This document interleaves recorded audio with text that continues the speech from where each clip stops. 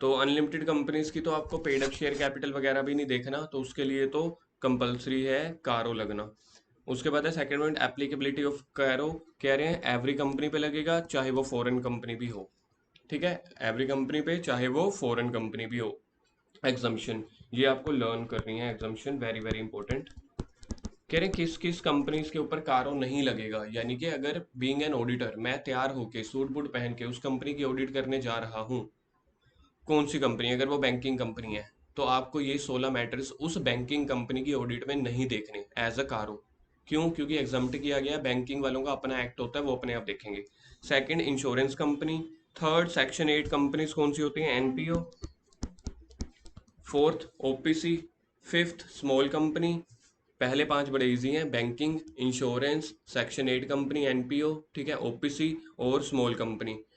Six आपके पास थोड़ा सा डेंजरस है, कह रहे हैं किसी प्राइवेट कंपनी के ऊपर भी नहीं लगेगा, लेकिन वो private company not being a subsidiary और holding company of a public company.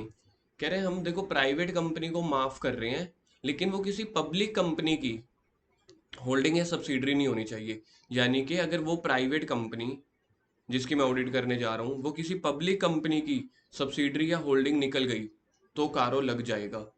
यानी कि प्राइवेट कंपनी के ऊपर कारो नहीं लगता, लेकिन क्या शर्त है, वो किसी पब्लिक कंपनी के रिलेशन में नहीं होनी चाहिए। ना पब्लिक कंपनी उसका बेटा होना चाहिए ना बाप, यानी कि ना उसकी सब्सिडरी होनी चाहिए ना उसकी होल्डिंग।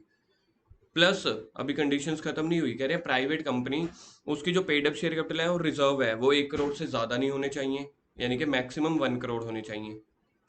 तो इसके साथ में लिख दो मैक्सिमम 1 करोड़। और एंड दिया हुआ है ना, एंड बोरोइंग उसकी किसी भी बैंक से, फाइनेंशियल इंस्टीट्यूशन से 1 करोड़ से ज़्यादा नहीं होनी चाहिए। प्लस उसकी जो टोटल रेवेन्यू है, टोटल रेवेन्यू 10 करोड़ से ज़्यादा नहीं होनी चाहिए। यानी कि प्राइवेट कंपनी को हम तो माफ़ कर देंगे अगर वो चार कंडीशन पूरी करता है। कौन कौन सी चार कंडीशन प्राइवेट वाले पूरी करते हैं अगर उसको एग्जम्पशन चाहिए? पहले, वो किसी भी पब्लिक कंपनी के रिलेशन में नहीं होनी चाहिए।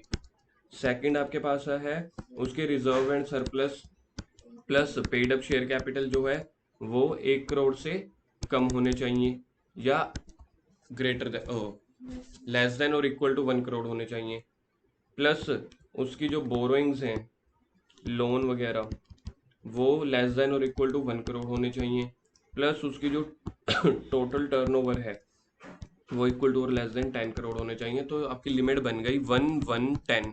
इसको हम ऐसे याद करेंगे, कारो छोटा सा है तो उसकी लिमिट भी छोटी छोटी, 1 1 10। तो क्या पॉइंट निकल के आ गया? पॉइंट ये निकल के आ गया कि प्राइवेट कंपनी, और वो प्राइवेट कंपनी सब्सिडरी या होल्डिंग की, पब्लिक की सब्सिडरी या होल्डिंग नहीं होनी चाहिए। उसकी paid up share capital and reserve and surplus 1 crore या उससे कम होनी चाहिए। बोरोइंग 1 करोड़ या उससे कम होनी चाहिए। टोटल टर्नओवर 10 करोड़ या उससे कम होनी चाहिए। Note, CARO shall not be applicable on consolidated FS. Note को सर्कल कर लो। कंसोलिडेटेड एफएस का मतलब क्या है? आपकी जो होल्डिंग वगैरह कंपनी है उनकी कंसोलिडेशन हो रही है, उसके ऊपर भी नहीं लगेगा। तो ये थी कारो की एग्जम्पशंस। इसके बाद कुछ पॉइंट्स हैं, कह रहे हैं कारो जो एप्लीकेबल हो रहा है वो ब्रांचेस के ऊपर भी एप्लीकेबल होगा। चलो जी ठीक है। A company if covered under definition of small company, तो कह रहे हैं एग्जम्पशन होगी, वो तो हमने ऊपर भी पढ़ लिया था कि स्मॉल कंपनी एग्जम्प्ट है। पेड अप शेयर कैपिटल में कह रहे हैं equity as well as preference भी आ जाएंगे, इक्विटी और प्रेफरेंस भी आ जाएंगे। Amount originally paid upon forfeiture share should be added. अगर आपको न्यूमेरिकल क्वेश्चन आता है और फॉरफीचर शेयर वगैरह की इंफॉर्मेशन होती है तो वो पेड अप कैपिटल में ऐड कर देना।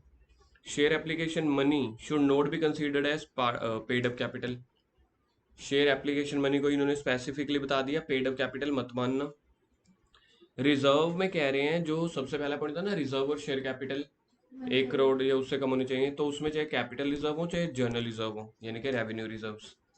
Credit balance of P and L, reserve का पार्ट ले लेना होता ही है। Debit balance of P and L deduct कर देना, पता ही है। तो ऐसे पॉइंट्स हैं, ये अब आप खुद रीड कर लोगे।